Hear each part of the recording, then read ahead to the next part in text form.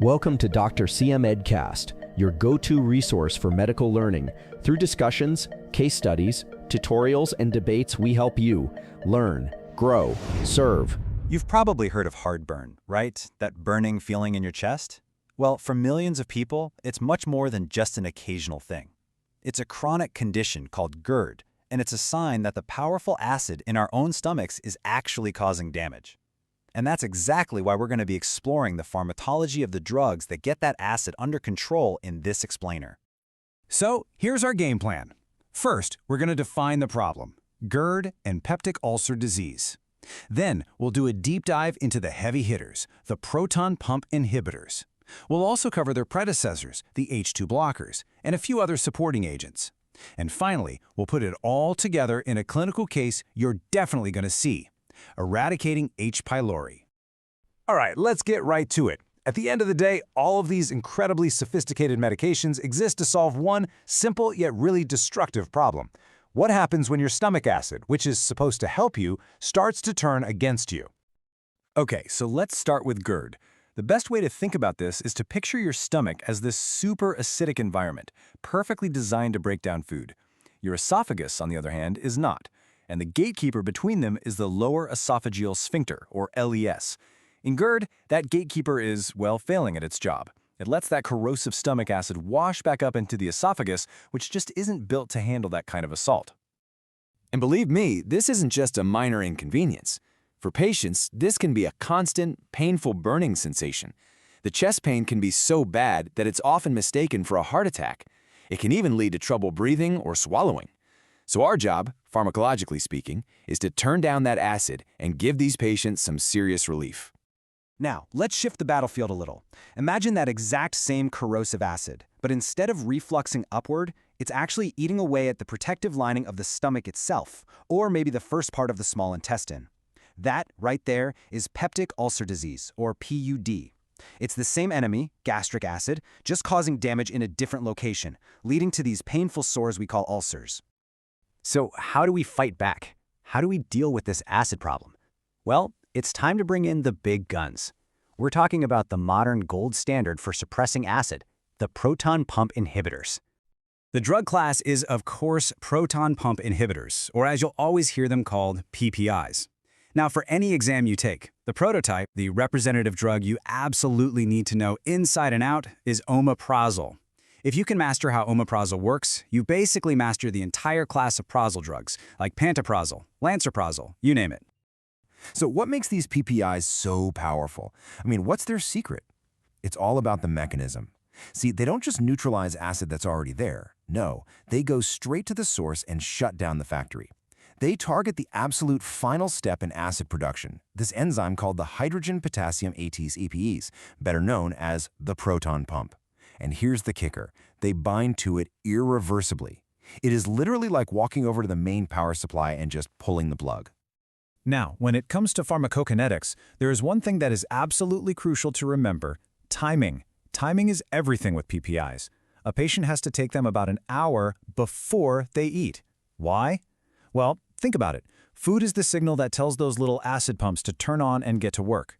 So the drug needs to already be absorbed and circulating in the bloodstream, ready to ambush those pumps the second they get activated.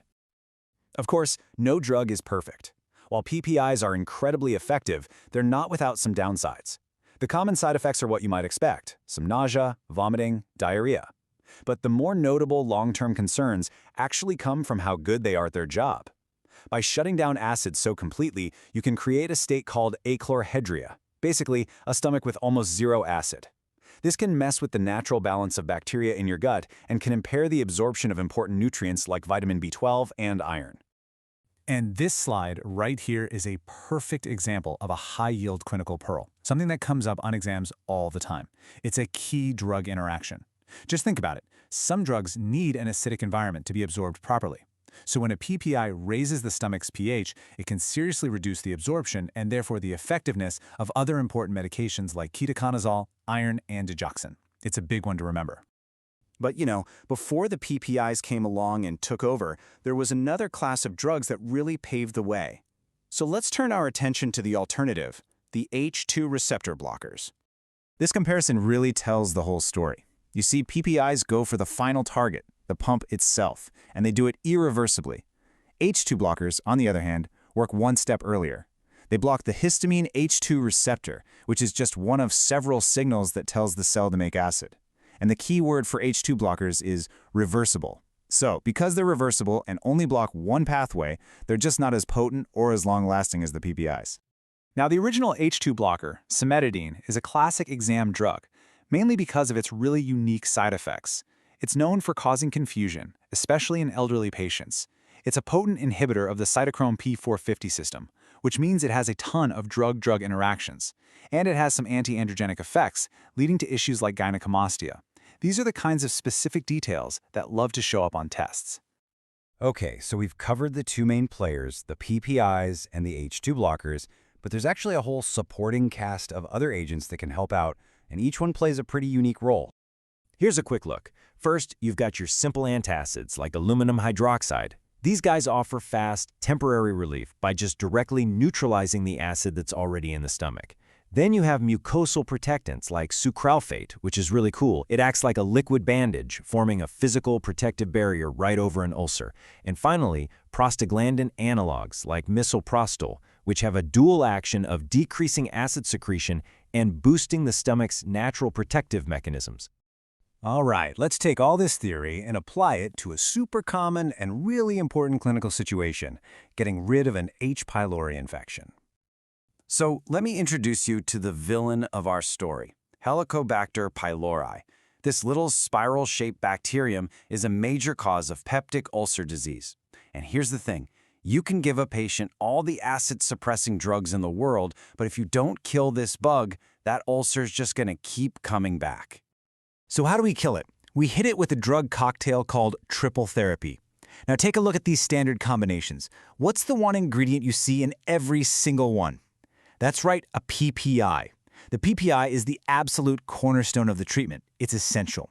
It lowers the stomach acid, which does two crucial things. One, it helps the ulcer heal, and two, it raises the stomach's pH just enough so that the antibiotics like amoxicillin and clarithromycin can actually survive and do their job effectively. So there we have it. We've gone from the basic problem of stomach acid all the way to the strategy behind complex combination therapy. The real key here is to not just memorize facts, but to understand the why. Why do you give a PPI before a meal? Why is it the cornerstone of H. pylori therapy? Once you have that framework, you'll be ready for any question that comes your way, because you'll understand the tools we use to make a real difference in our patients' lives.